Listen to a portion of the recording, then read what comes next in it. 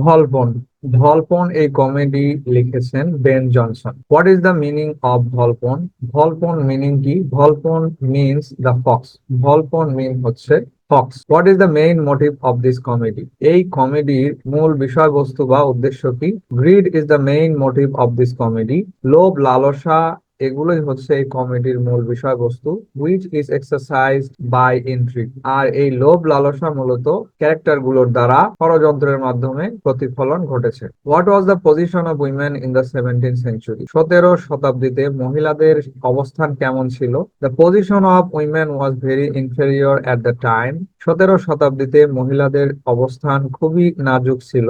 They were tortured and punished by their husband. মহিলারা তাদের স্বামীদের দ্বারা বিভিন্ন উপায়ে নির্যাতন হতো। Dowry was a very common subject for women.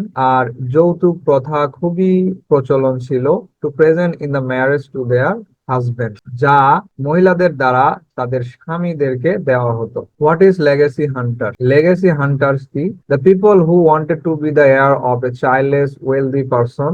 যেই সমস্ত লোকেরা একজন সন্তানহীন সম্পদশালী ব্যক্তির ওয়ারিশ হতে চাইতেন আর কল লেগেসি হান্টার্স। ওই সমস্ত লোকদেরকে লেগেসি হান্টার্স বলা হতো। They try to tame the person to get his favour. এই সমস্ত লেগেসি হান্টাররা ওই ব্যক্তির ফেভার পাওয়ার জন্য সবসময় তাকে তোষামত করত। Sometimes they presented gift to become the heir. মাঝে মধ্যে তারা ওই ব্যক্তিকে মূল্যবান উপহার সামগ্রী দিতেন তার ওয়ারিশ হওয়ার জন্য। In the comedy Volpone, the main character is a childless and wealthy person.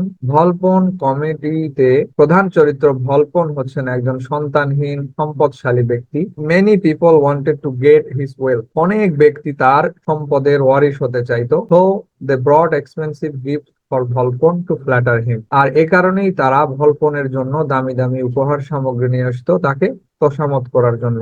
When the legacy hunter brought the news that ভলপন would die very soon, যখন লেগেসি হান্টাররা এই সংবাদ পেল যে ভলপন খুব শীঘ্রই মারা যাবে, they visited ভলপন with valuable gifts, আর তারা তখন ভলপনের জন্য দামি দামি উপহার সামগ্রী নিয়ে ভলপনকে দেখতে এসেছিল। What is the beast fable? Beast fable কি?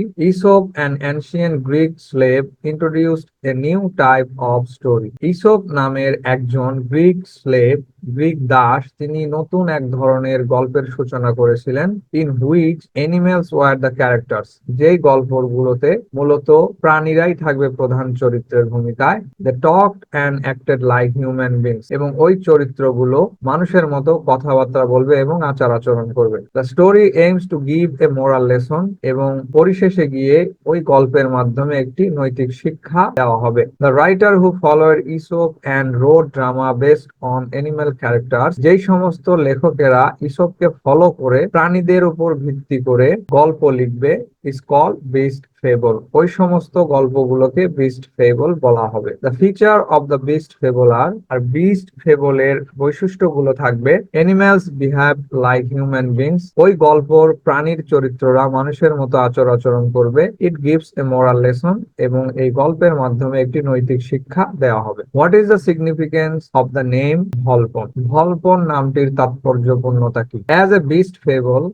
ফেবল হিসেবে the comedy has characters that are based on animal character. কমেডিতে মূলত প্রধান চরিত্রগুলোই হচ্ছে প্রাণীদের নাম অনুসারে। The name of the animals showed their particular qualities, এবং যে ক্যারেক্টার গুলোর নামকরণ হয়েছে প্রাণীদের মতো করে, তারা নিজেদের চরিত্রের প্রতিফলন ঘটিয়েছে প্রাণীদের মতোই। For example, the person whose name is Volpone, উদাহরণস্বরূপ বলা যায় যেই ব্যক্তির নাম ভলপন বা শেয়ালের নাম অনুসরণে করা হয়েছে, is very cunning like the fox, সেই ব্যক্তি একটি শেয়ালের মতোই খুবই চালাক। The person who is fly, যেই ব্যক্তির নামকরণ করা হয়েছে একজন ফ্লাই হিসেবে বা মাছির নাম অনুসারে, হি অলওয়েজ সাকড আদার্স, সব সময় অন্যকে তোষামত করে। হি ইজ এ প্যারাসাইট, একজন পরজীবীর মতো। ইন দি স্টোরি, এই গল্পটিতে, মস্কা ইজ এ ফ্লাই, মস্কা একজন fly. Who is the assistant of Volpone, যে মূলত ভলপনের একজন সহকারী। Who try to suck the wealth of Volpone, সে সবসময় ভলপনের সম্পদ দখল করতে চাইতো। What is a prologue? Prologue কি? Prologue is the opening speech of a drama.